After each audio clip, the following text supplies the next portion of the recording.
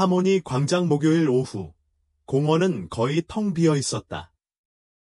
초라한 옷을 입은 노부인 한 명만이 입구에서 잔돈을 구걸하고 있었고, 분홍색 드레스를 입은 곱슬머리 손녀는 공원 한가운데서 박수 소리에 맞춰 맨발로 춤을 추고 있었다. 그때 광장 반대편에 고급 승용차 한 대가 멈춰 섰다. 선팅된 창문이 내려갔고, 브라질 북동부에서 가장 성공한 사업가 중 한 명인 박민준의 얼굴에는 어린 무용수에 대한 걱정이 가득했다. 그의 옆에는 밝은 갈색 머리에 파란색 점프수트를 입은 아들 이준호가 개조된 휠체어를 타고 그 광경을 지켜보고 있었다. 희귀 근위영양증으로 휠체어 신세를 지고 있는 소녀는 몇 주 만에 처음으로 미소를 지었다. 아빠, 저 춤추는 거 좀 보세요. 리는 눈을 반짝이며 속삭였다. 리는 아들을 더 자세히 보기 위해 백미러를 조정했다. 소년의 얼굴에 이렇게 밝은 미소가 떠오른 건 몇 달 만이었다. 진단 이후 이준호는 자기만의 세계에 갇혀 우울한 아이처럼 지냈다. 좀 더 와 볼래? 이미 답을 알고 있는 그가 물었다. 운전사가 차를 세웠다. 박민준은 아들의 휠체어를 밀며 조심스럽게 내렸다. 그들이 다가오자 노파의 표정은 희망에서 불신으로 바뀌었다. 휠체어에 아이를 태운 채 손녀에게 데려온 흠잡을 데 없이 차려입은 이 남자는 누구였을까? 안녕하세요. 박민준이 수줍게 인사했다. 제 아들이 증손녀분의 춤에 매료됐어요. 김영애 씨가 낡은 가방을 가슴에 꼭 쥐고 정정했다. 김혜린 씨한테 뭘 원하세요? 자신의 이름을 들은 소녀는 즉흥적으로 춤을 추던 것을 멈추고 손님들을 바라보았다.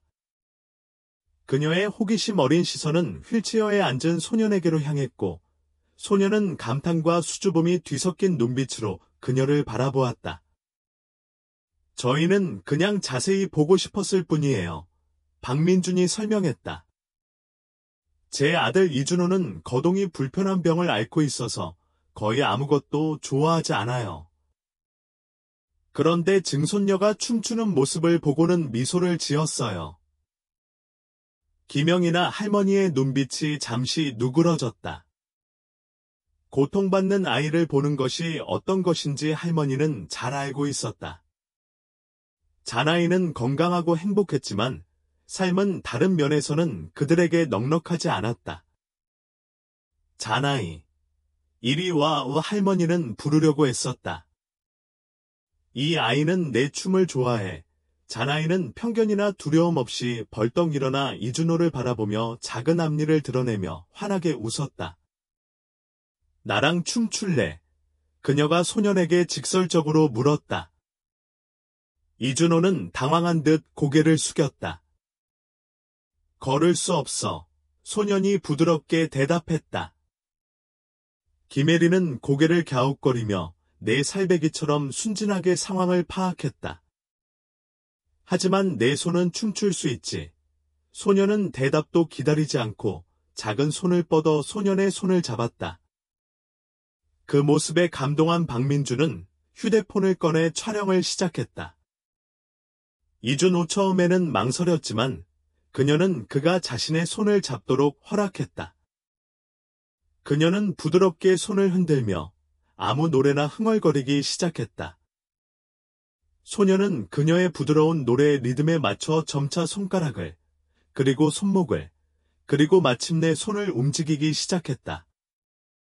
그의 입에서 몇 달 동안 듣지 못했던 큰 웃음소리가 새어나왔다. 사업가는 촬영을 계속하면서 목이 조이는 것을 느꼈다.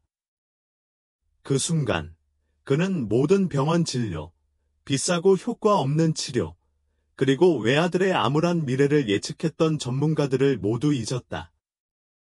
이준호는 극도의 기쁨에 찬 표정으로 자신만의 방식으로 춤을 추고 있었다.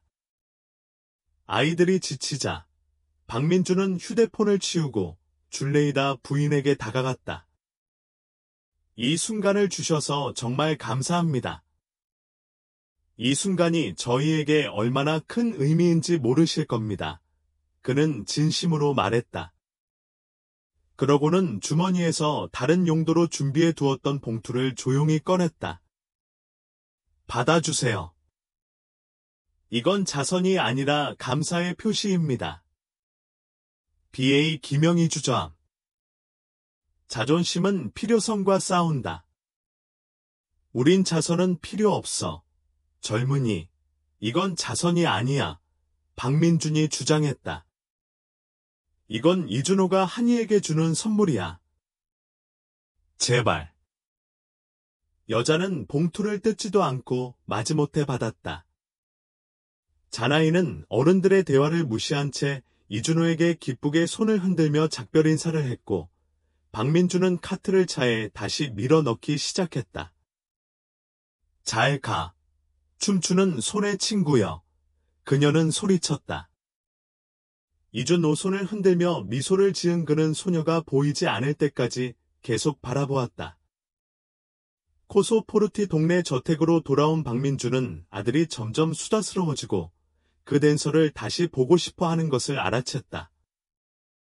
그는 개인 비서 김서연에게 영상을 그녀의 휴대폰에서 이준호의 태블릿으로 옮겨달라고 부탁했다. 그렇게 함으로써 그는 원하는 만큼 영상을 볼 수 있었다. 하지만 박민준은 예상치 못한 일이었습니다. 김서연은 그 순간의 다정함에 매료되어 자신의 소셜미디어에 영상을 공유하기로 했습니다. 오늘 이준호는 마침내 미소를 지었습니다.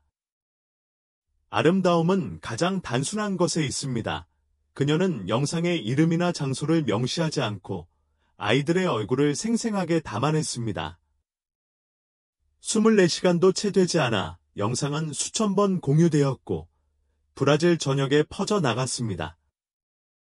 휠체어를 탄 부잣집 아들과 맨발로 춤추는 가난한 소녀의 순수한 모습에 사람들은 감동했습니다. 우정의 마법, 국경 없는 우정 같은 해시태그가 가장 많은 관심을 받았습니다. 한편 김영애 씨와 자나이 씨가 사는 카피바립의 강변의 작은 마을에서는 임시 오두막집 안에 긴장감이 감돌았습니다. 박민준이 남긴 봉투를 열어보니 5천 헤알이 들어 있었습니다. 이수진은 그 돈을 본 적이 없었습니다. 겁에 질린 할머니는 손녀와 함께 자는 베개에 꿰맨 작은 주머니에 돈의 대부분을 숨겼고 낡은 원피스 주머니에는 지폐 몇 장만 남았습니다. 그런데 광장에 있던 할머니가 부자에게서 돈을 받았다는 소문이 금세 거리에 퍼졌습니다. 절망과 질투에 휩싸인 다른 노숙자들은 김 씨를 적대적으로 바라보기 시작했습니다. 김 씨를 만난 지 사흘째 되는 날 밤, 김 씨가 잠든 사이 노숙자 2명과 남자 1명이 김 씨에게 다가왔습니다. 부자 김 씨가 준 돈은 어디 있니? 한 여자가 공격적으로 물었습니다. 지금 내가 돈이 있다는 건 다들 알고 있잖아. 무슨 말씀인지 모르겠어요. 노파가 대답했다.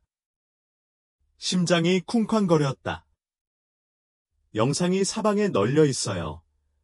이 교활한 늙은이 광장에서 사업가랑 같이 있는 걸 봤어요. 남자가 위협적으로 다가오며 말했다. 김영애 씨는 두려움에 떨며 김혜린을 가슴에 꼭 껴안았다. 그 여자를 돕는 거예요. 저는 제 돈을 대부분 식비랑 약값으로 썼거든요. 노파는 떨리는 목소리로 거짓말을 했다.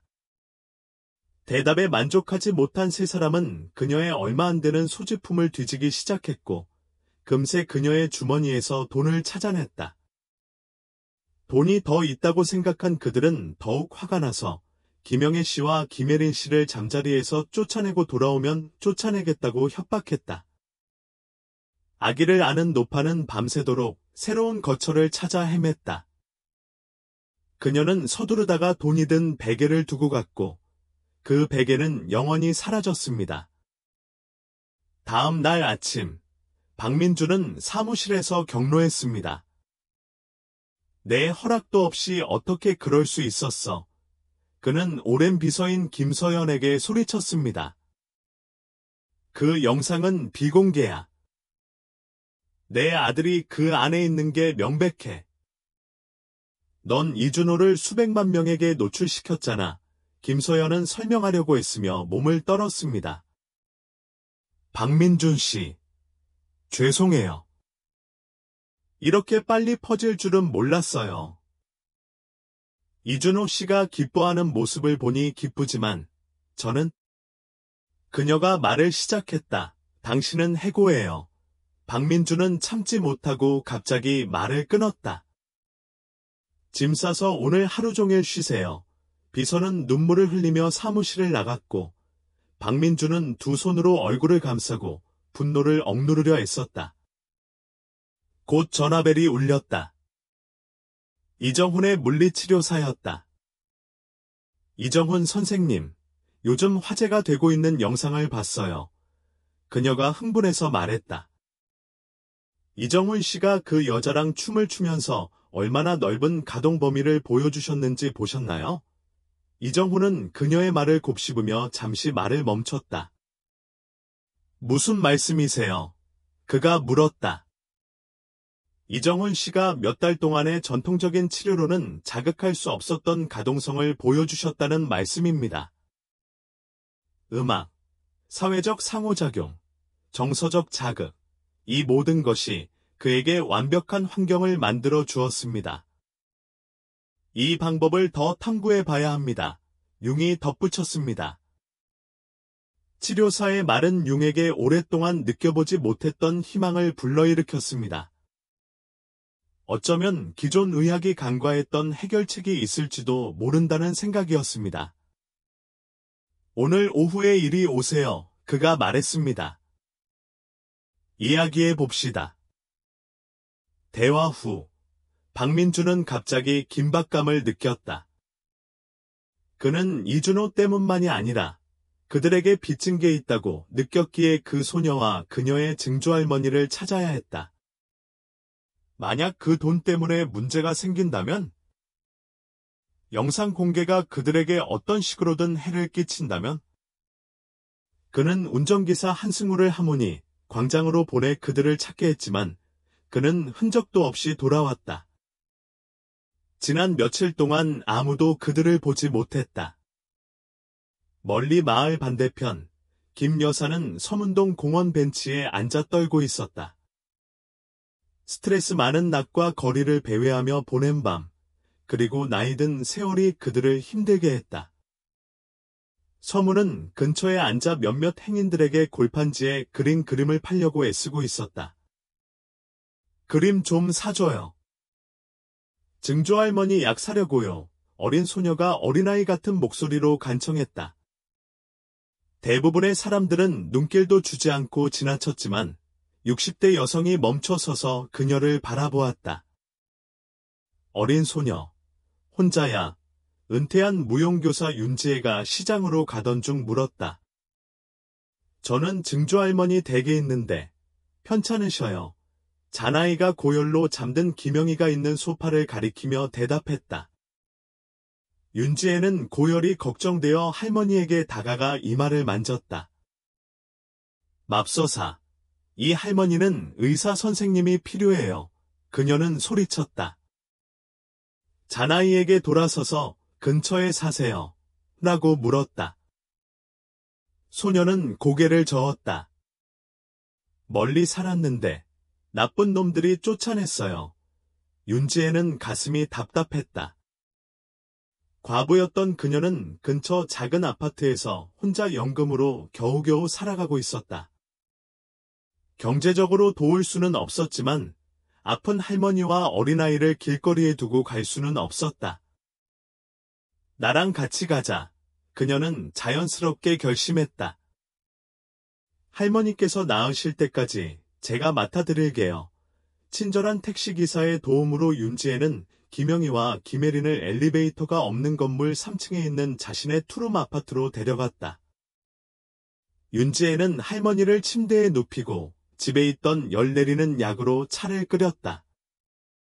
잔아이는 작은 아파트 안을 호기심 어린 눈으로 둘러보았다. 임시 연습실로 쓰이는 두 번째 방의 나무 바닥, 벽에 설치된 작은 발레바, 그리고 거울이 있는 것을 보고 그녀의 눈이 반짝였다. 발레리나세요. 그녀가 감탄하며 물었다. 윤지혜는 추억 어린 미소를 지었다.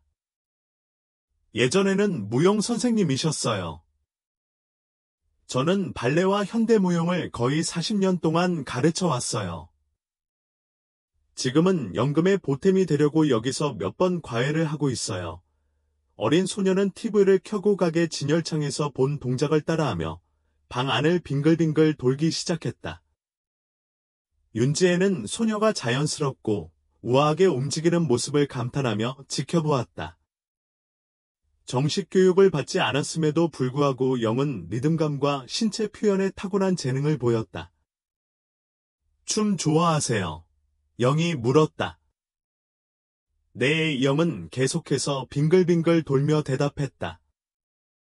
세상에서 가장 아름다운 것이에요. 아이의 단순한 말이 은퇴한 영의 마음을 울렸다. 그 후 며칠 동안 김 여사를 돌보면서 이 씨는 김 여사에게 춤의 기본기를 가르치기 시작했고, 김 여사는 놀라울 정도로 쉽게 따라했습니다.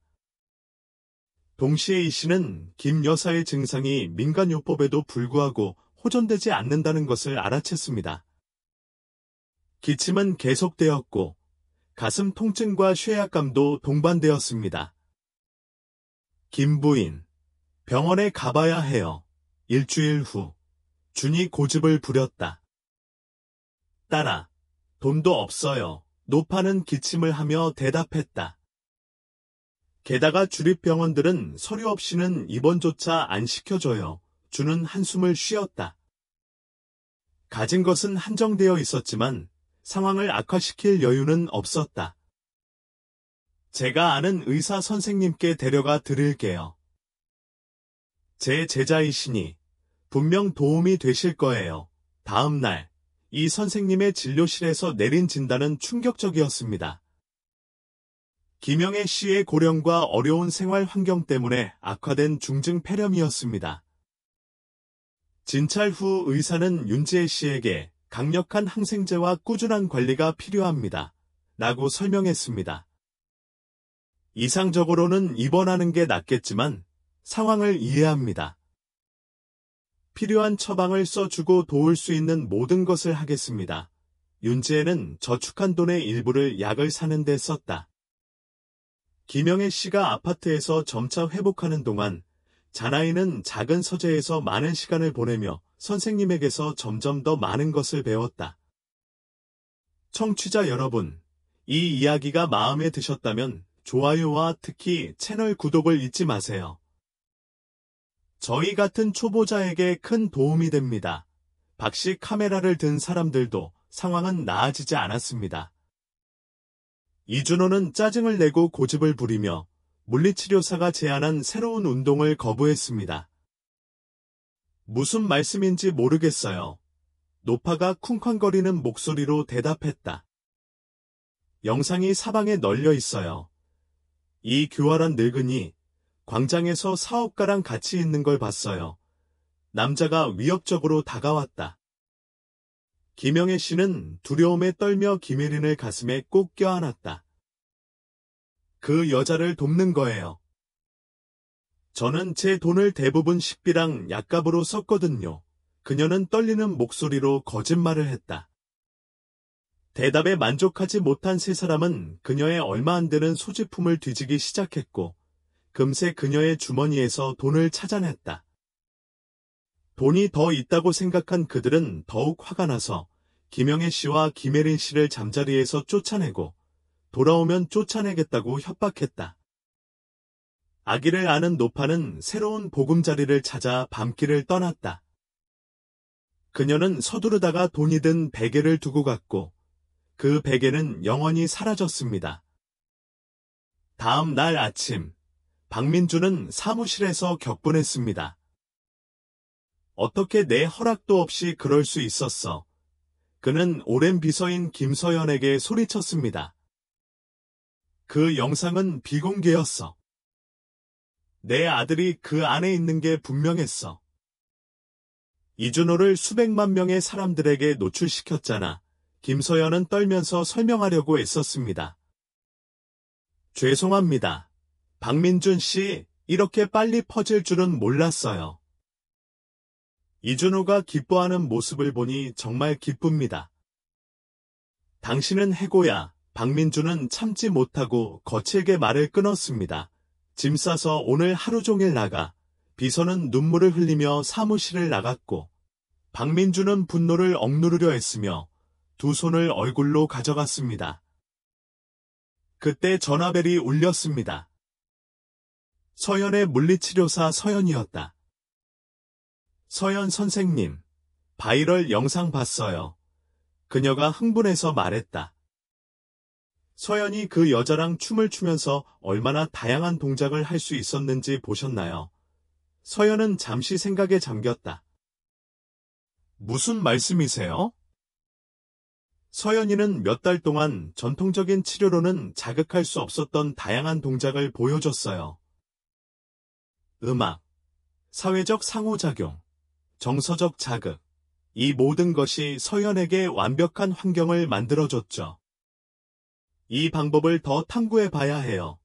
물리치료사의 말에 서연은 오랫동안 느끼지 못했던 희망의 빛을 발견했다. 어쩌면 기존 의학이 간과했던 해결책이 있을지도 몰랐다. 오늘 오후에 오세요. 그가 말했다. 이야기해 봅시다. 대화 후, 박민준은 갑자기 긴박감을 느꼈습니다. 그는 이준호 때문만이 아니라 그들에게 빚진 게 있다고 느꼈기에 그 소녀와 그녀의 증조할머니를 찾아야 했습니다. 만약 그 돈 때문에 문제가 생기면 어쩌지? 영상이 유포되어 그들에게 피해를 입힌다면 어쩌지?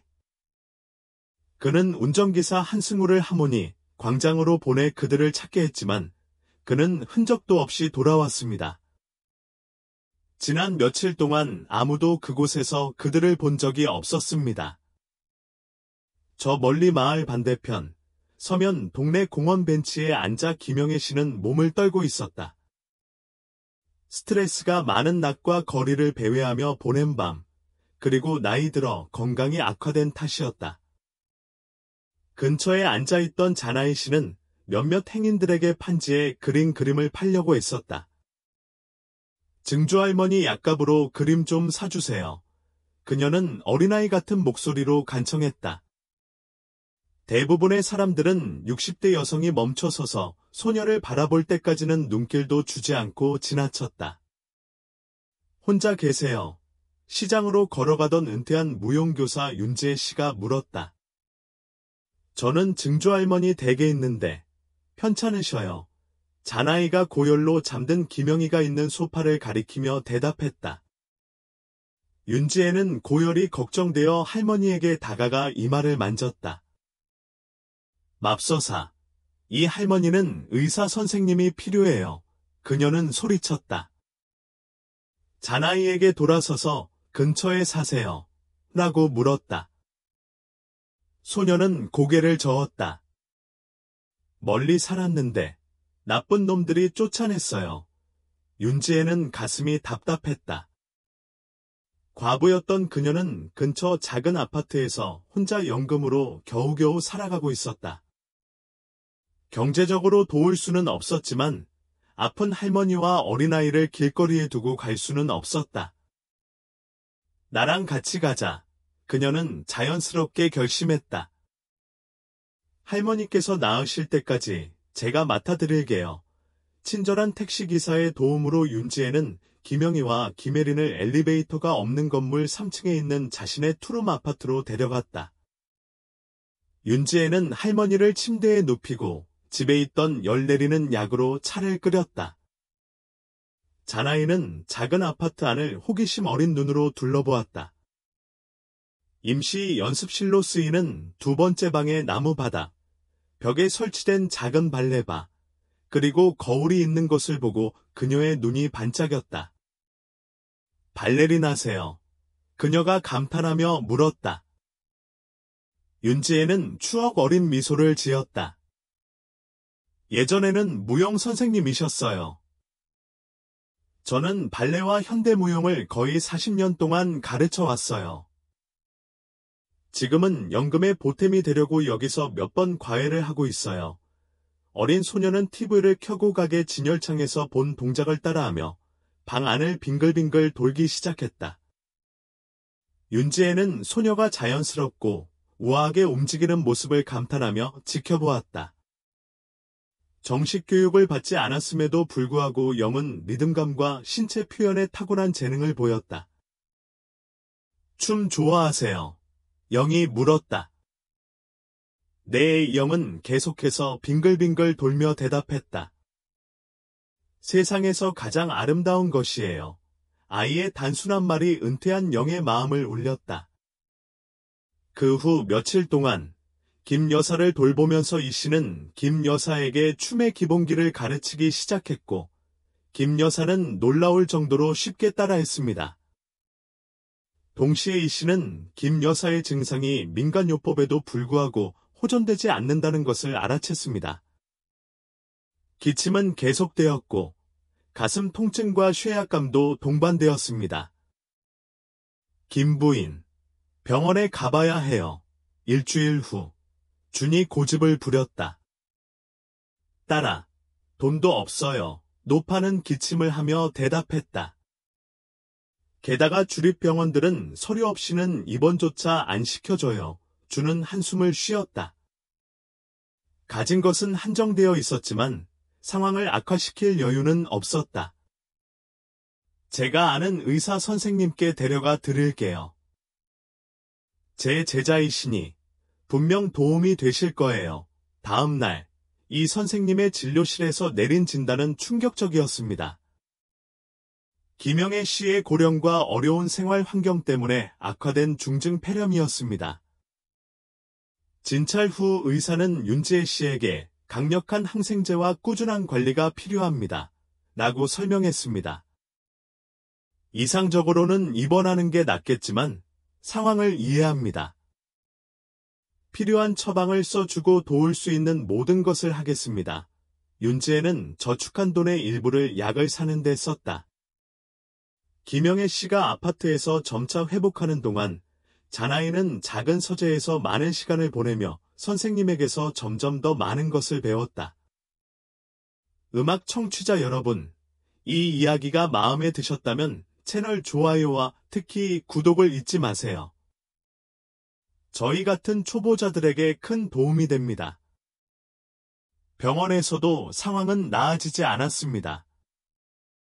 이준호는 짜증이 나고 고집이 세져서 물리치료사가 제안한 새로운 운동을 거부했습니다. 그를 진정시키는 유일한 방법은 김 씨의 영상을 계속해서 보는 것이었습니다. 아빠, 김 씨를 다시 보고 싶어요. 그는 계속해서 물었습니다. 일에 쫓기고 소녀와 증조할머니를 찾는데도 소용없어서 박민주는 아들을 돌볼 시간이 거의 없었습니다. 그는 사립탐정을 고용하여 도시를 수색했지만 소용이 없었습니다. 수집할 수 있는 유일한 정보는 단편적이었습니다. 78세의 김영애 씨는 딸인 자나이나의 어머니를 아무도 명확하게 설명할 수 없는 상황에서 잃은 후 증손녀와 함께 페르남부쿠주 내륙에서 도망쳤습니다. 이준호를 어린 시절부터 돌봐온 가정부 박수진 씨는 아버지와 아들이 멀어지는 모습을 걱정스럽게 지켜보았습니다. 박민준 씨, 그 애가 정신적으로 무너졌어요. 어느 날 복도에서 사장을 만났을 때 그녀는 이렇게 말했다. 치료와 의사만으로는 충분하지 않아요. 지친 박민주는 의자에 털썩 주저앉았다. 알아요. 박수진 씨, 하지만 제가 뭘 할 수 있을까요? 의사들이 불치병이라고 하더군요. 기껏해야 병의 진행을 늦추는 정도일 뿐이에요. 저는 박수진 씨에게 최선의 치료를 제공하기 위해 밤낮으로 노력하고 있어요. 외람된 말씀이지만 이준호에게 필요한 건 돈만이 아닙니다. 아버지가 곁에 있어 줘야 하고 그를 웃게 만드는 여자가 필요한 것 같습니다. 박수진의 거친 말은 박민준의 뺨을 후려치는 듯했다. 그는 마음속 깊이 그녀의 말이 옳다는 것을 알고 있었다. 3년 전, 아내 마리아나가 아들의 진단을 받아들이지 못하고 떠난 이후, 박민준은 고통스러운 현실을 도피하기 위해 일에만 몰두했다. 물질적으로는 이준호에게 최선을 다했지만, 감정적으로는 점점 멀어져 갔다. 박수진, 노력할게. 더 집중할게. 그가 약속했다. 그날 밤, 박민준은 잠자리에 들기 전 아들의 방에 들어갔다. 몇 주 만에 처음 가는 일이었다. 이준호가 태블릿을 손에 들고 자고 있는 것을 발견했는데 화면에는 김혜린의 영상이 멈춰 있었다. 그는 조심스럽게 태블릿을 끄고 아들을 더 꽉 재웠다. 그때 침대 위에 그림이 그려진 수십 장의 종이가 흩어져 있는 것을 발견했다. 모두 같은 실루엣이었다. 분홍색 드레스를 입은 소녀가 춤을 추고 있었다. 마을의 다른 곳, 정우의 작은 아파트에서는 또 다른 일상이 자리 잡고 있었다. 아침에는 정우가 천천히 회복 중인 정우 할머니를 돌보았다. 오후에는 할머니가 정우의 타고난 재능에 점점 더 놀라며 정우를 가르치곤 했다. 정우야, 너는 재능이 있단다. 보기 드문 재능이지, 선생님은 정우를 보며 말했다. 정우는 보통 몇 달씩 걸려서야 익힐 수 있는 복잡한 동작들을 선보였다. 반짝이는 장식까지 다 갖춘 내가 진짜 발레리나가 될 수 있을 것 같아. 소녀가 꿈꾸는 듯 눈을 반짝이며 물었다. 물론이지, 얘야. 기회만 있으면 돼. 김영애 씨는 복잡한 심경으로 두 사람의 대화를 지켜보았다. 한편으로는 윤지혜가 자신을 보살펴준 것에 몹시 고마웠지만 다른 한편으로는 미래가 두려웠다. 은퇴자들의 삶을 침범하며 영원히 이곳에 머물 수는 없다는 것을 알고 있었다. 당신은 우리를 위해 너무 많은 것을 해주셨어요. 어느 날 조금 기분이 나아지자 노파가 말했다. 제가 제대로 일어설 수 있게 되면 다른 곳을 찾아보죠. 침대 옆에서 뜨개질을 하던 노파는 고개를 저었다. 지금은 생각하지 마세요. 김부인. 아직 몸이 약하시고 겨울이 오고 있어요. 그녀는 잠시 망설이다가 덧붙였다. 당신과 함께 있어서 기뻐요. 안토니오가 떠난 후로 이 아파트는 정말 조용했어요. 노파는 집주인의 손을 부드럽게 꽉 잡았다. 딸아, 마음이 넓으시네요. 하지만 우리는 짐이 되어서는 안 돼요. 당신은 짐이 아니에요. 그리고 김 씨는 특별한 아이예요. 노파가 대답했다. 김 부인은 제가 수십 년 만에 처음 보는 재능을 가지고 있어요. 문 앞에서 대화가 끊겼다. 김영애 씨를 진찰하러 온 이 박사님이었다. 치료는 잘 받고 있지만 아직 휴식이 필요해요. 의사는 진찰 후 말했다. 먹는 건 어때요? 윤지혜가 물었다. 물론이죠. 윤지혜 씨는 어떻게 지내세요? 연금 수급자는 어깨를 으쓱했다. 어떻게든 버티고 있어요. 연금은 적지만 굶지는 않아요. 의사는 윤지혜의 상황이 얼마나 어려운지 이해했지만 그녀의 관대함에 감탄했다. 떠나기 전 그는 이렇게 말했다. 있잖아요. 제 친구 중에 경기도 일간지 기자가 있어요. 일요일 칼럼에 항상 인간적인 이야기를 쓰고 싶어 하죠. 은퇴한 무용 선생님이 아픈 할머니를 입양해서 증손녀의 재능을 발견하는 이야기가 바로 당신이 하고 싶은 이야기 같아요. 윤지혜는 망설였다. 글쎄요, 이 선생님. 저는 명성을 얻으려고 하는 게 아니고 김영애 씨와 김혜린 씨도 아마 홍보를 원하지 않으실 거예요. 실질적인 면을 생각해 보세요. 의사는 강조했다. 이런 기사는 사람들의 공감을 불러일으킬 수 있어요. 기부금도 생길 수 있고, 할머니에게는 기회가 될 수도 있고, 어쩌면 당신에게 더 나은 집이 생길 수도 있죠. 그 생각은 머릿속에 떠올랐다. 의사가 떠난 후, 정우는 정우 부인과 청혼에 대해 이야기했습니다. 어떻게 생각하세요? 할머니는 잠시 생각하더니 대답했습니다. 우린 잃을 게 없잖아요. 어쩌면 이게 변장한 축복일지도 몰라요. 다음 주 일요일, 정우는 작은 집 없는 발레리나와 마음씨 착한 선생님이라는 제목의 감동적인 글을 게재했습니다. 이 글은 정우와 정우 부인, 그리고 무엇보다도 온 마음을 다해 춤을 추는 소녀 정우의 특별한 재능에 대한 이야기를 담고 있었습니다. 정우의 임시 연습실에 있는 작은 발레리나의 사진이 이 글의 요점을 잘 보여줍니다. 아침 식사 중에 신문이 박민준의 손에 떨어졌다. 그는 신문을 훑어보다가 한이의 사진이 눈에 들어왔다. 커피를 마시다 하마터면 숨이 막힐 뻔했는데 아들이 그토록 찾던 소녀를 알아봤다. 아빠가 찾았어. 그가 소리치자 아침 식사를 차려주던 박수진이 깜짝 놀랐다.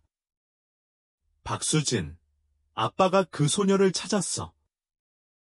여기, 신문에 있어. 최근 몇 주 동안 아버지 식탁에서 거의 아침을 먹지 않았던 이준호는 흥미롭다는 듯 올려다보았다.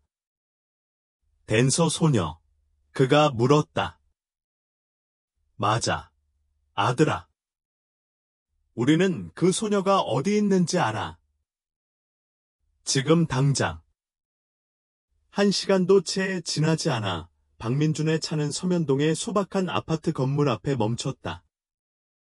평소에는 완벽해 보이던 사업가는 이제 10대처럼 긴장한 모습이었다. 무슨 말을 해야 하지? 내 존재를 어떻게 설명해야 하지? 그만한 체격의 남자가 거리의 아이를 필사적으로 찾는 모습은 이제 우스꽝스러워 보였다. 그는 302호 아파트 초인종을 누르기도 했지만 대답을 기다리지 않고 뒤로 물러섰다. 차에 다시 올라타며 그는 생각했다. 내가 뭘 하고 있는 거지?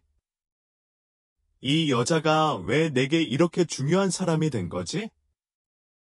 그저 이준호에게 영향을 준 걸까? 아니면 그보다 더 깊은 무언가가 있는 걸까? 그는 김혜린의 미소, 편견이나 동정 없이 이준호를 있는 그대로 받아들이는 소박함을 떠올렸다. 그리고 고난 속에서도 당당하게 서 있던 김영애 씨를 떠올렸다.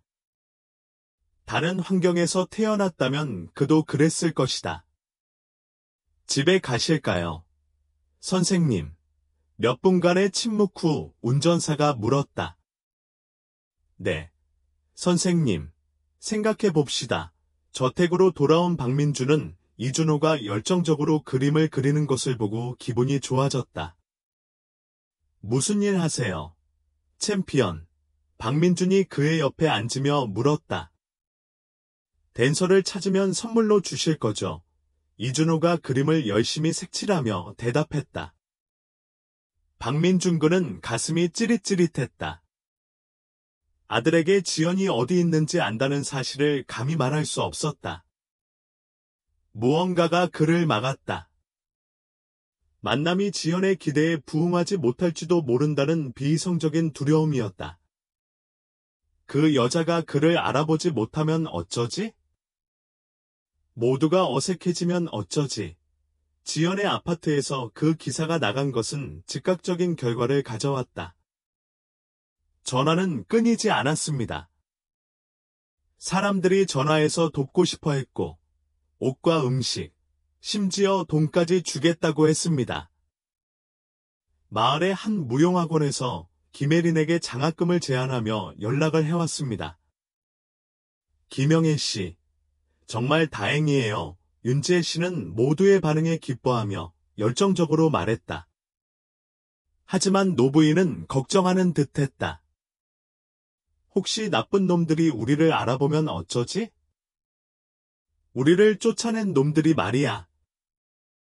윤지의 친구의 손을 꽉 쥐었다. 걱정 마. 여기는 안전해. 그리고 지금 도와주고 싶어하는 좋은 사람들이 많아.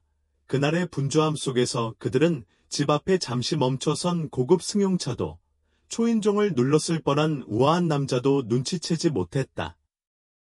그 후 며칠은 모두에게 적응하는 시간이었습니다. 윤지혜의 아파트에는 더 행복한 일상이 자리 잡았습니다. 식량 지원 덕분에 김영애 씨는 더 빨리 회복했습니다.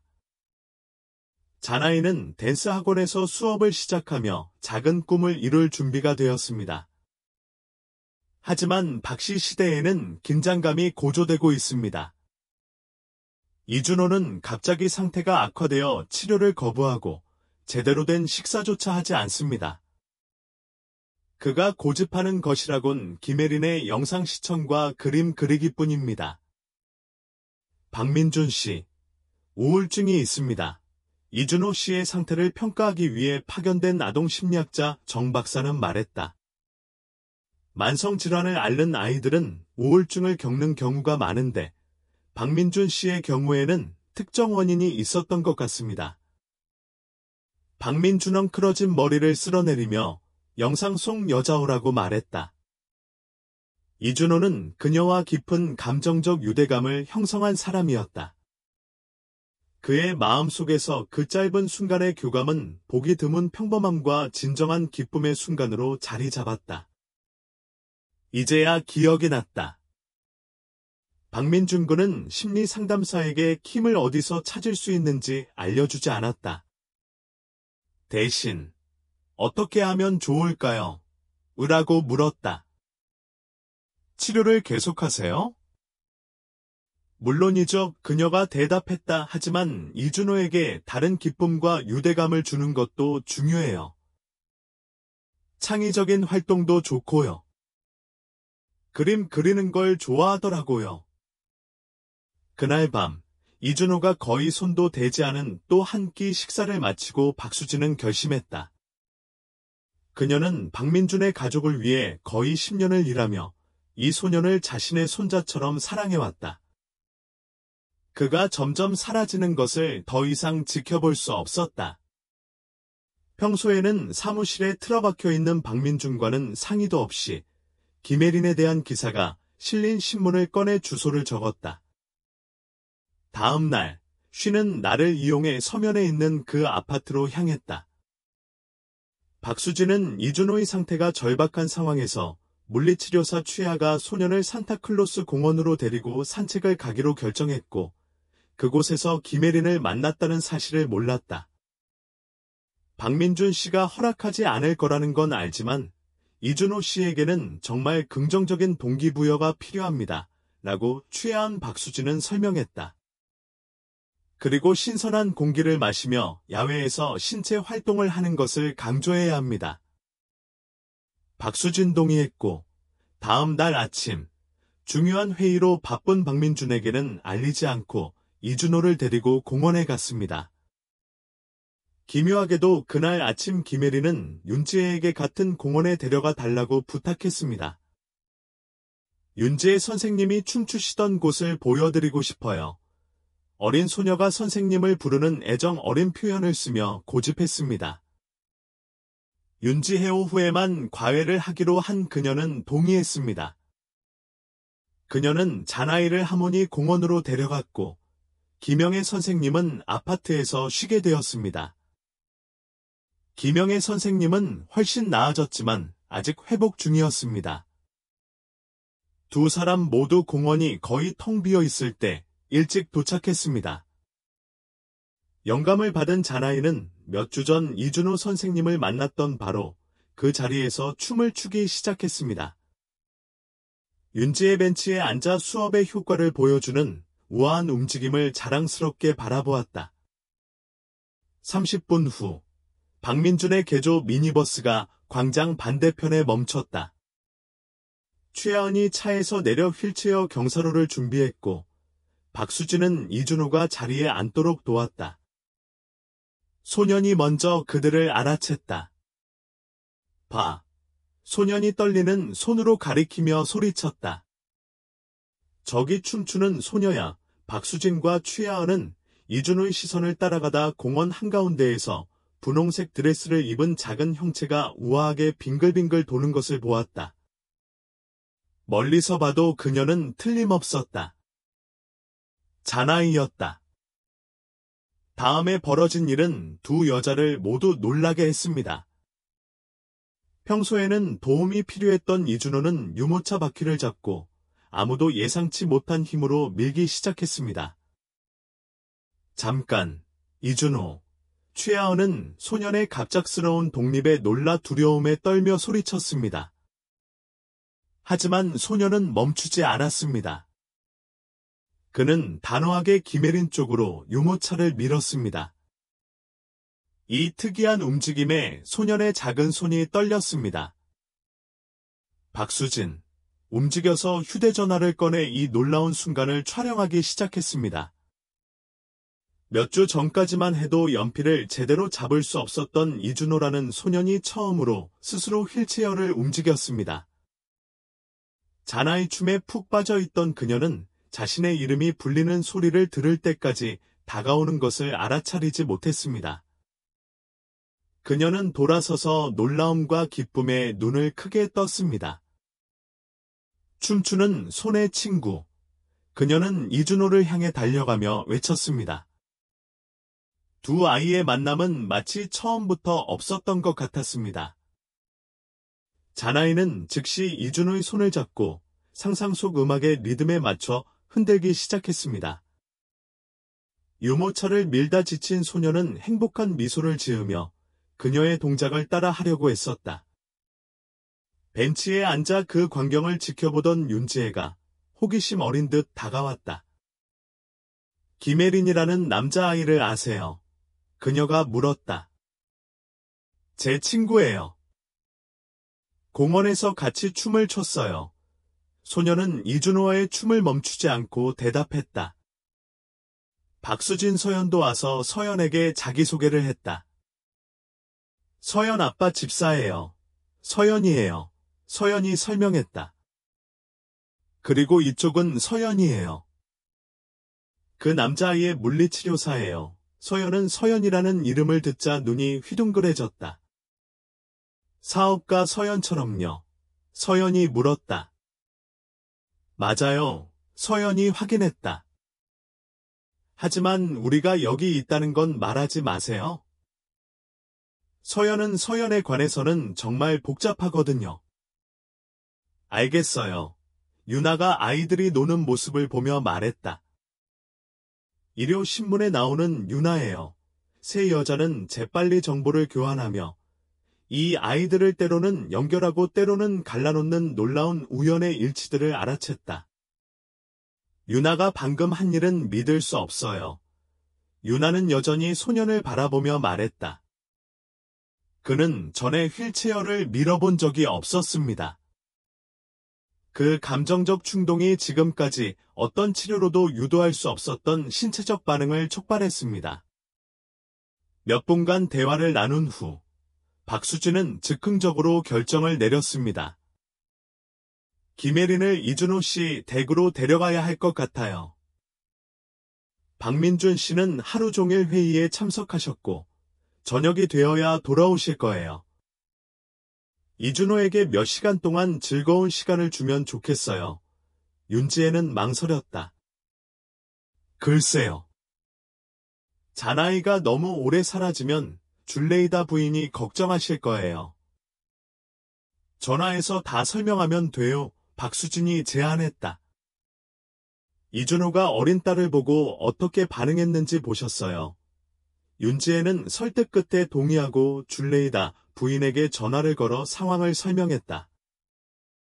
노부인은 처음에는 망설였지만 한이를 박 씨에게 데려가 저녁에 돌려보내겠다는 약속을 받았습니다.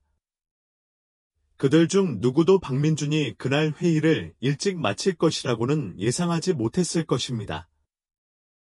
오후 3시쯤 집에 도착한 그는 거실 문간에 얼어붙어 있었습니다. 이준호 휠체어에 앉아 분홍색 드레스를 입은 어린 소녀가 보여주는 춤 동작을 따라 하려고 했었다. 무슨 일이야? 그는 김을 바로 알아보고 물었다. 방 안의 모든 사람이 얼어붙었다. 김이 가장 먼저 반응했다. 아빠, 누가 날 보러 왔어요? 춤추는 소녀예요. 김은 김을 바라보았다. 김은 침을 삼키고 설명을 시작했다. 선생님, 제가 설명해 드리겠습니다. 오늘 이준호를 공원에 데려갔다가 우연히 김혜린을 만났습니다. 김혜린을 보고 처음으로 혼자 유모차를 밀었대요. 박민준이 아직 이 말을 곱씹고 있을 때 김혜린이 조금도 당황하지 않고 그에게 다가왔다. 우리 증조할머니께 돈을 주신 부잣집 아들 이준호의 아버지시죠. 사업가는 아이 눈높이에 맞춰 쪼그리고 앉았다. 네, 저예요. 하니, 증조할머니는 잘 지내시죠? 편찮으셨는데 지금은 괜찮아지셨어요. 윤지혜 선생님이 우리를 돌봐주고 계세요. 박민준은 기사에서 자신을 댄스 선생님이라고 소개한 윤지혜를 바라보았다. 박민준 선생님, 예고 없이 와드려서 죄송한데 아이들이 공원에서 만났어요. 박민준은 손을 들어 그녀의 말을 끊었다. 사과하실 필요 없어요. 그는 지난 몇 달보다 훨씬 활기차 보이는 아들을 바라보며 너를 찾고 있어 라고 말했습니다. 바로 그때 이준호가 모두의 시선을 사로잡았습니다. 아빠, 제가 뭘 할 수 있는지 보세요. 모두가 놀라는 가운데 이준호는 한이가 가르쳐준 춤 동작을 따라하며 리드미컬하게 팔을 움직였습니다.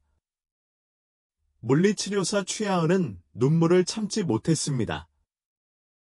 정말 놀라워요. 동작 범위, 협응력. 이준호는 수업 시간에 절대 저런 걸 할 수 없을 거예요. 박민준 말문이 막혔다. 아들이 이전에는 불가능해 보였던 동작을 이렇게 기쁜 표정으로 선보이는 모습은 상상도 못했다. 청취자 여러분, 이 이야기가 마음에 드셨다면 좋아요를 눌러주시고 무엇보다 채널 구독을 눌러주세요. 저희 초보자들에게 큰 힘이 됩니다. 자, 그럼 이어서 볼까요? 춤은 마법입니다. 평생을 춤에 헌신한 융의 지혜가 담긴 말이었다. 춤은 전통적인 물리치료로는 할 수 없는 방식으로 몸과 마음을 자유롭게 합니다.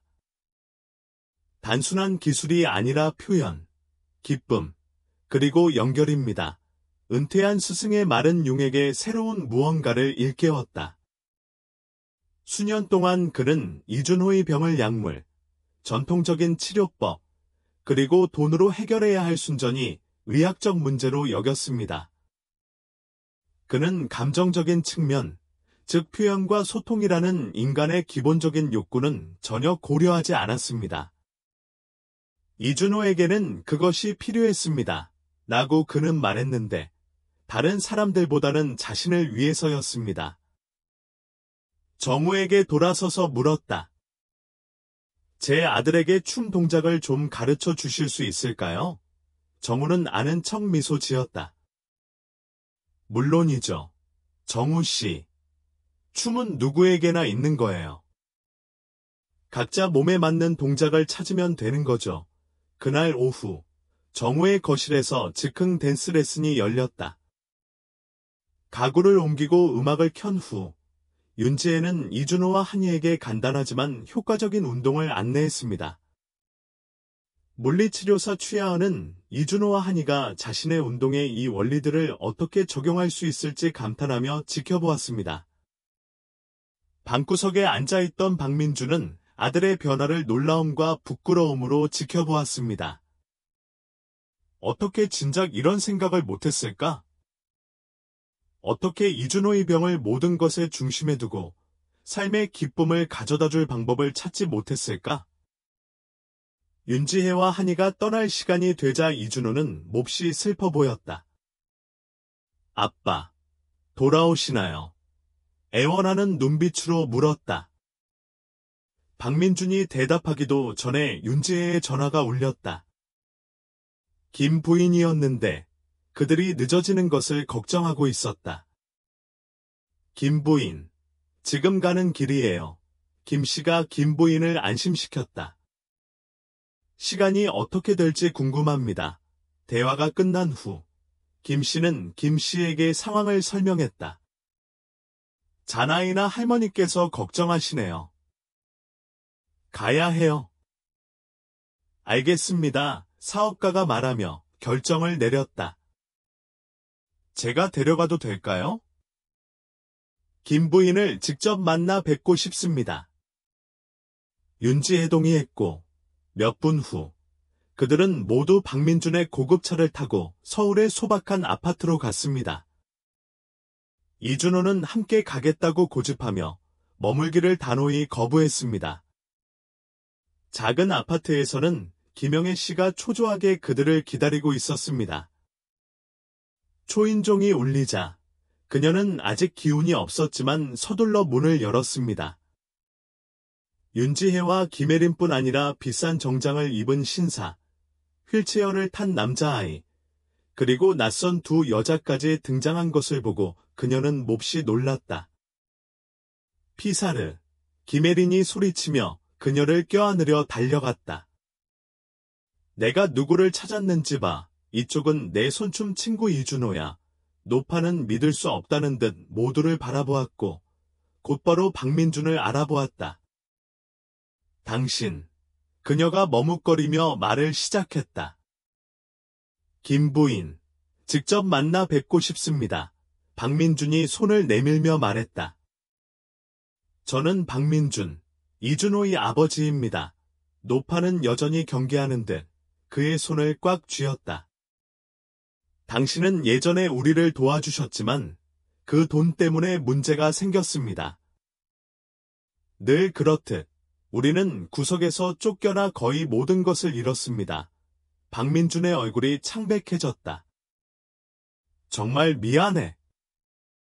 이런 일이 일어날 줄은 몰랐어. 내 잘못이 아니야. 윤지혜가 끼어들었다. 다들 질투해서 나한테 온 거야. 어쩌면 그게 최선이었을지도 몰라. 첫 몇 번의 공연 후 그들은 작은 아파트에 최대한 자리를 잡았다. 김혜린과 이준호는 간이 스튜디오에서 함께 연주하는 동안 객석의 어른들은 서로 이야기를 나누며 때려야 뗄 수 없는 사이였다. 박민준 김영애 씨에게 자신의 허락 없이 영상이 유출된 사연, 그가 어떻게 그 영상들을 찾아냈는지, 그리고 김혜린을 만난 것이 아들을 어떻게 변화시켰는지 이야기했습니다. 오늘 처음으로 아들이 스스로 휠체어를 움직였어요. 그의 목소리가 떨렸습니다. 그리고 지금은 치료 중에는 할 수 없었던 일들을 하고 있어요. 김영애 씨는 귀에 깊게 경청했습니다. 이준호 김 씨가 즉흥 레슨을 하는 동안 그는 김 씨와 함께 춤을 추며 활짝 웃고 있다. 그는 수년간 김 씨의 상태를 약물, 전통적인 치료법, 그리고 돈으로 해결해야 할 순전히 의학적 문제로 여겨왔다. 그는 감정적인 측면, 즉 표현과 소통에 대한 인간의 기본적인 욕구를 한 번도 고려한 적이 없다. 김 씨에게는 그것이 필요합니다. 라고 그는 말한다. 다른 사람들보다는 자신을 위해서 말이다. 그녀의 표정이 부드러워졌다. 아이들은 특별한 유대감을 가지고 있어요. 그녀가 말했다. 제 증손녀는 가장 어려운 상황에서도 항상 기쁨으로 사람들을 감동시킬 수 있었어요. 정말 귀한 선물이네요. 박민준이 동의했다. 그러고는 심호흡을 하고는 정말 하고 싶었던 이야기를 꺼냈다. 김 선생님, 제안이 있어요. 이게 적절한지 아니면 받아들일지는 모르겠지만 기회를 주고 싶습니다. 두 여인은 재밌다는 듯 눈빛을 교환했다. 무슨 기회요? 윤지혜가 물었다. 제 영지 뒷마당에 게스트하우스가 있어요. 오랫동안 비어 있었는데 줄리다 부인, 윤지애, 자나이 이렇게 세 사람에게 묵을 기회를 주고 싶어요. 그 대가로 정우는 정우에게 댄스 레슨을 가르치고 동작과 신체 표현을 기반으로 한 재활 프로그램을 감독할 것입니다. 이 제안에 두 여성은 깜짝 놀랐습니다. 정말 관대한 제안이긴 하지만 정우가 말을 시작했습니다. 자선은 아니에요. 정우는 그들의 걱정을 눈치채고 말을 끊었습니다. 전문적인 계약이에요. 윤지애 댄스 테라피 선생님으로 정식 채용됩니다. 김영애 선생님, 원하시면 완전히 회복되시면 오랫동안 방치되었던 정원을 돌봐주시면 김혜린이가 질 높은 교육을 받고 춤 실력을 계속 키울 수 있을 겁니다. 힘든 삶을 살며 믿기 어려울 만큼 좋은 제안은 믿지 않는 법을 터득한 김영애 선생님은 선생님, 왜 저희를 위해 이런 일을 하시는 겁니까? 라고 직설적으로 물었습니다. 박민주는 이준호가 김혜린의 동작을 따라하며 웃고 있는 임시 연습실을 바라보았습니다. 왜 제 아들을 다시 데려오셨어요? 그는 진심으로 대답했다. 자나이는 몇 년간의 값비싼 치료로도 하루아침에 이룰 수 없었던 것을 해냈으니까요. 왜죠? 박민주는 잠시 망설이다가 말을 이었다. 저는 우리 모두에게 두 번째 기회가 필요하다고 생각합니다. 대화는 몇 시간 동안 이어졌고 세부 사항, 걱정, 그리고 가능성에 대해 이야기했다. 결국 정 씨, 김 씨 부인, 그리고 김 씨는 다음 날 박민준 씨의 저택을 방문하여 게스트하우스를 둘러보고 최종 결정을 내리기로 했습니다. 다음 날 아침, 정 씨의 차가 세 사람을 데리러 도착했을 때 또 다른 놀라운 일이 있었습니다. 김 씨 부인을 진료했던 정 씨의 친구이자 의사인 김 박사가 정 씨의 상태를 진찰하기 위해 불려온 것입니다. 아드님의 상태는 심각하지만 다른 의사들이 생각하는 것보다 훨씬 더 호전될 가능성이 있습니다. 이 박사님이 걸어가면서 설명해 주셨습니다. 특히 전통적인 물리치료와 댄스 치료 같은 대체 요법을 병행한다면 더욱 그렇습니다. 박민준 씨 사유지 뒷마당에 있는 게스트하우스는 침실 3개, 욕실 2개, 거실, 주방, 그리고 정원이 내려다 보이는 베란다를 갖춘 작은 2층짜리 주택입니다. 오랫동안 사용하지 않아 집은 대대적인 청소와 보수가 필요했지만 윤지애 씨의 작은 아파트보다 훨씬 넓고 편안했습니다. 언제나 실용적인 김영애 씨는 집 구석구석을 꼼꼼히 살폈습니다. 잠재력이 있어요. 라고 그녀는 말하며 특히 넓은 주방을 마음에 들어 했습니다. 조금만 청소하고 싱그러운 식물을 좀 더하면 집이 아늑해질 거예요. 어른들이 계획을 논의하는 동안 김은 김을 데리고 정원을 둘러보았다. 신체적 한계에도 불구하고 김은 친구의 존재에 영감을 받아 새로운 동작을 시도해보고 싶어 점점 더 열정을 불태웠다. 내가 정말 뚱뚱하면 너처럼 춤을 출 수 있을 것 같아.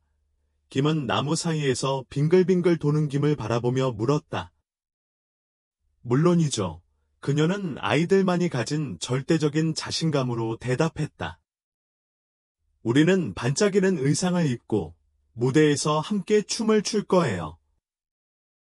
2주 후, 정우 부인, 그리고 정우는 게스트하우스에 자리를 잡았습니다. 짐이 별로 없어서 이사가 빨랐습니다. 정우는 그들이 편안하게 지내는데 필요한 모든 것을 준비해 주었습니다. 곧 일상이 형성되었다. 아침에는 김 씨가 데려가려고 했던 근처 사립학교에 갔다. 오후에는 사업가가 본관방 중 하나에 지으라고 명령한 임시 스튜디오에서 김 씨와 함께 댄스 레슨을 받았다. 김 씨도 레슨에 합류하여 김 씨가 특별히 고안해준 연습을 했다. BA 김영희 폐렴에서 회복된 그녀는 정원을 가꾸느라 바빴습니다. 몇 주 만에 한때 황폐했던 땅은 그녀의 보살핌 아래 꽃을 피우기 시작했습니다. 노부인은 흙을 만지작거리며 활력을 되찾은 듯했습니다.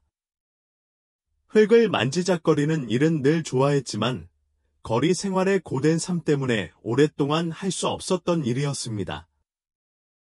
박사이 준호의 공식 주치의가 된 그는 물리치료사 최하은과 함께 전통의학, 집중물리치료, 그리고 무용치료를 결합한 치료 프로그램을 진행했습니다. 첫 결과는 매우 긍정적이었습니다. 소년의 유연성이 날로 향상되었고 협응 운동 능력도 향상되었습니다. 박민준 씨 또한 자신만의 변화를 겪고 있습니다. 최근 몇 년 동안 아들과 얼마나 멀어졌는지 깨달은 그는 일하는 시간을 줄이고 이준호 씨의 삶에 더 적극적으로 참여하기 시작했습니다. 댄스 수업을 듣고 물리치료를 받고 무엇보다도 아들과 함께 질병의 그림자 없이 소중한 시간을 보내고 있습니다. 넌 달라. 어느 날 저녁 이종훈이 그를 침대에 눕히며 말했다. 더 행복해 보이네. 사업가는 아들의 말에 놀라 미소 지었다. 더 행복해 보이네. 아들아. 우리 모두 행복하지 않나. 이종훈은 졸린 듯 고개를 끄덕였다. 김정은 위원장이 슬플 때도 춤을 추라고 했잖아. 그러면 슬픔이 사라질 거라고. 그 말이 맞는 것 같아. 박민준 아들의 이마에 입을 맞추며 그는 자신의 삶을 크게 바꿔놓은 아이들의 소박한 지혜에 감동했습니다. 발레리나 소녀와 휠체어를 탄 소년이 손으로 춤을 추는 소식은 첫 번째 기사를 넘어 널리 퍼졌습니다. 김 씨가 장학금을 받았던 무용학원 친구들은 김 씨의 성공과 김 씨와의 우정 이야기에 깊은 감명을 받았습니다. 곧 지역 방송국에서 두 사람에 대한 취재를 요청했습니다. 박민준은 처음에는 망설였지만 윤지혜, 김영희와 이야기를 나눈 후 수락했습니다. 두 사람은 명확한 조건을 제시했습니다. 한이와 증조할머니의 과거나 이준호의 건강 정보가 아닌 춤이 주는 치유 효과와 아이들의 우정에 초점을 맞춰야 한다는 것이었습니다. 이 뉴스는 일요일 저녁에 방송되어 전국 시청자들의 마음을 울렸습니다. 두 아이가 함께 춤을 추는 모습, 즉 탁월한 우아함을 뽐내는 정과 휠체어에 앉아 리드미컬하게 팔을 움직이는 점은 수천 명의 마음을 감동시켰습니다. 그 후 며칠 동안 정 씨의 전화는 끊임없이 울렸습니다. 장애 아동 부모들은 자녀에게 도움이 되었던 댄스 테라피 프로그램에 대해 문의했고, 의사들은 그 결과를 연구하고 싶어 했습니다. 무용 선생님들은 정성 선생님의 수업을 배우고 싶어 안달이 났습니다. 정성 선생님은 사람들의 반응에 놀라며 우리의 작은 이야기가 이렇게 많은 사람들의 마음을 움직일 줄은 몰랐어요. 라고 말했습니다. 김성 선생님은 오랜 세월 쌓아온 지혜로 사람들에게는 희망이 필요해요. 라고 답했습니다. 이 아이들은 아무리 힘들어도 상황이 나아질 수 있다는 희망의 상징이 되었습니다. 대중의 반응과 이준호의 일상적 변화에 영감을 받은 박민준은 야심찬 프로젝트를 시작했습니다. 바로 춤과 다른 예술적 표현 방식에 중점을 둔 대체요법을 기반으로 한 아동 재활센터를 만드는 것이었습니다. 그는 윤지혜에게 다른 아이들도 이준호와 같은 기회를 갖기를 바랍니다. 라고 설명하며 그녀를 센터의 미래 원장으로 초대했습니다. 제 아들을 위해 개발하신 방법은 재정 상황에 관계없이 모든 가정에 적용될 수 있을 것입니다. 윤지혜 씨는 초대에 감동하여 즉시 수락했습니다. 62세의 나이에 이렇게 중요한 새로운 커리어 단계를 시작하게 될 줄은 상상도 못했을 것입니다. 공원에서의 만남 이후 6개월이 흘렀습니다. 자나이와 이준호 표현치료센터가 공식 개소를 앞두고 있습니다. 이 행사는 소규모 개소식 후 다양한 장애를 가진 학생들이 시범적으로 프로그램을 시작한 학생들의 공연으로 진행될 예정이었습니다. 하지만 이 행사는 모든 기대를 뛰어넘었습니다. 언론, 지방 당국, 그리고 많은 가족들이 이 사업에 관심을 보였습니다. 윤지의 심플하면서도 스타일리시한 드레스를 입은 우아한 그녀는 자기 나이의 절반밖에 안 되는 나이의 활기로 마지막 준비를 감독했습니다. 꽃을 담당한 김영애 씨는 꽃다발 하나하나를 꼼꼼하게 살폈습니다. 박민주는 비즈니스 미팅에서 처음 해보는 긴장한 듯 앞뒤로 서성거렸습니다. 이준호는 그 뒤에서 5살이 다 되어가는 자나이와 함께 꼼꼼하게 계획했던 깜짝 이벤트를 준비했습니다. 몇 주 동안 이 박사와 최하은의 감독하에 그 소녀는 비밀리에 자신들만이 아는 특별한 숫자를 달성하도록 훈련받았습니다. 이준호, 긴장됐나요? 자나이가 친구의 나비 넥타이를 조정하며 물었다. 난 멍청한 놈이야. 그가 인정했다. 성공하지 못하면 어쩌지? 괜찮을 거야. 김정은이 자신 있게 대답했다. 연습 많이 했어. 정연 선생님 말씀 기억나? 춤은 마음에서 먼저 하고 몸에서 한다고? 그래, 이준호가 미소 지었다. 그럼 모든 게 준비된 거야. 내 마음속으로는 오랫동안 춤을 춰왔으니까. 개막식은 박민준의 감동적인 연설로 시작되었는데 그는 어린 발레 무용수였던 자신의 아들이 신체적 한계와 치료의 가능성에 대한 관점을 어떻게 바꾸었는지 간략하게 설명했습니다. 윤지의 예술적 표현, 특히 무용이 질병이나 장애로 인해 제한된 신체에 숨겨진 잠재력을 깨울 수 있다는 믿음에 기반한 센터의 접근 방식을 설명했습니다. 이어서 공연이 이어졌습니다. 먼저 시범 프로그램에 참여한 몇몇 아이들이 각자의 성과를 선보였습니다. 휠체어를 탄 아이들, 걷는 아이들, 의족을 착용한 아이들 등 각자의 방식으로 춤을 추었습니다. 관객들은 열광적인 박수와 감동을 보냈습니다. 마침내 마지막 공연이 공개되었습니다. 김과 이의 특별 공연이었습니다. 작은 체구의 발레리나가 분홍색 티트를 우아하게 입고 먼저 등장하여 수개월간의 정식 훈련을 반영한 동작을 선보였습니다.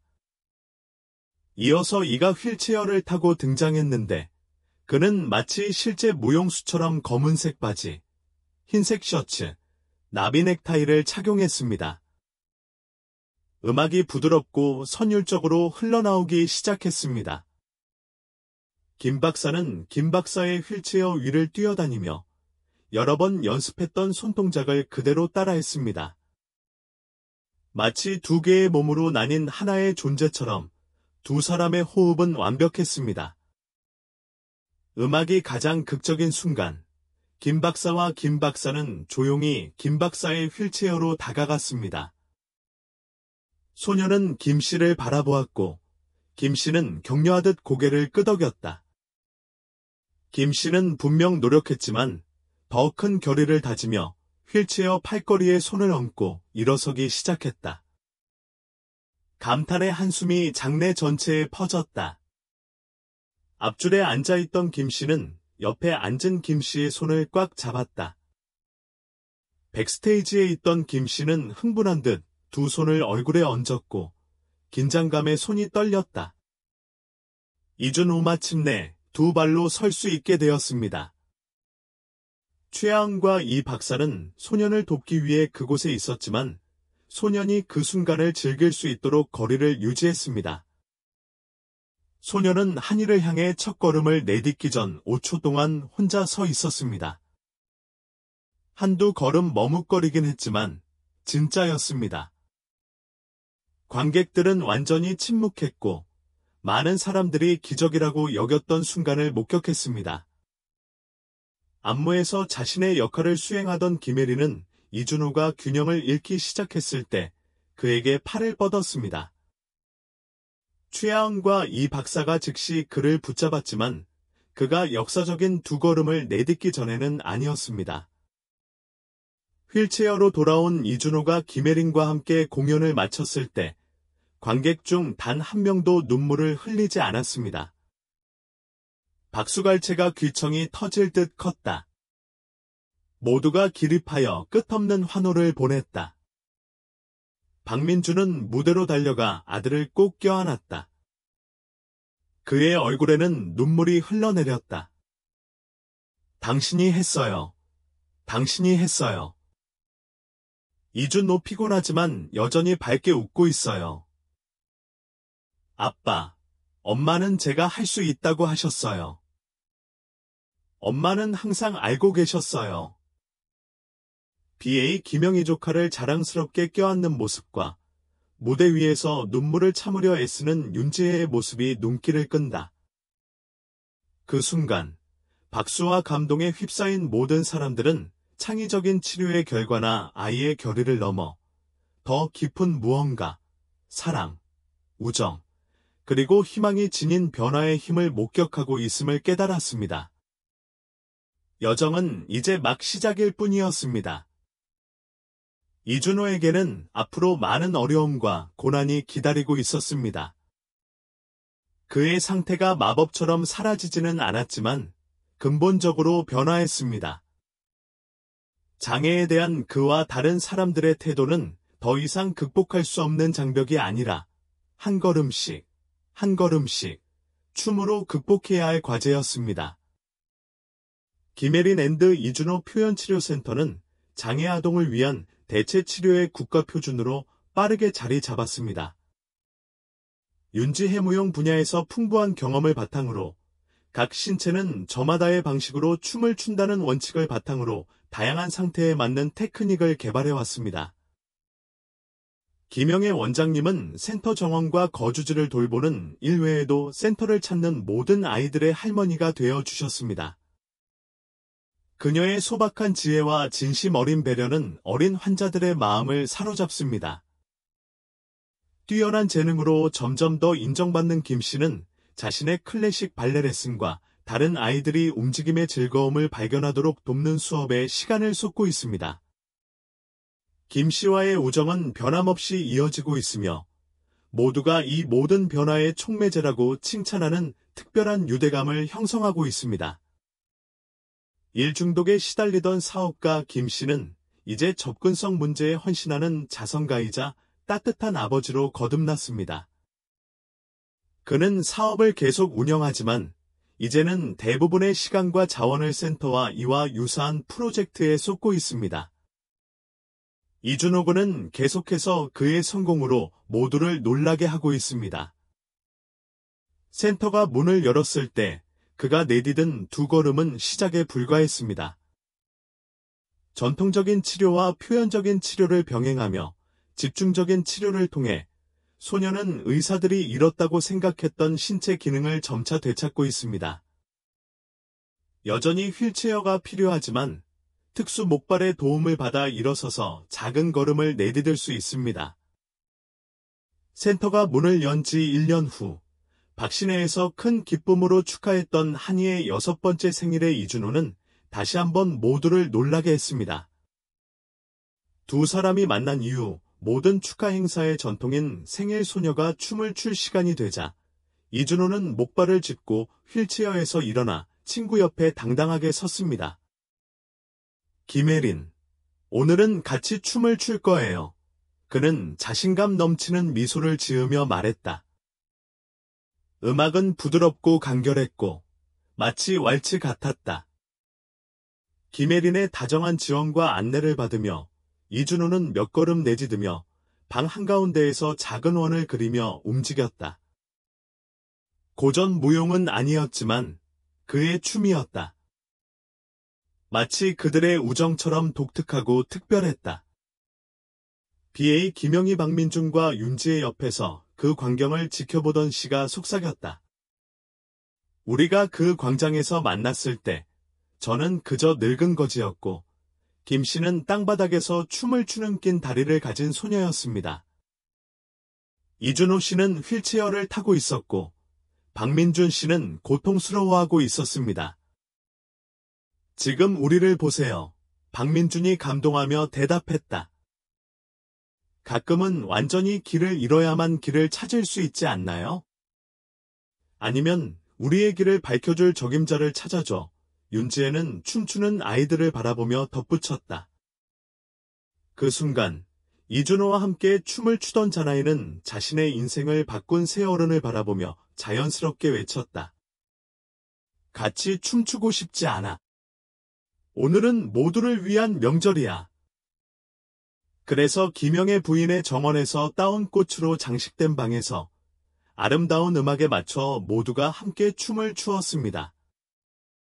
인생의 새로운 목적을 찾은 연금 수급자, 존엄성을 되찾은 노부인, 인생의 진정한 가치를 재발견한 사업가, 곳곳에 기쁨을 가져다준 어린 발레리나, 그리고 모든 예상을 뒤엎고 몸과 마음으로 춤을 추는 법을 배운 소년.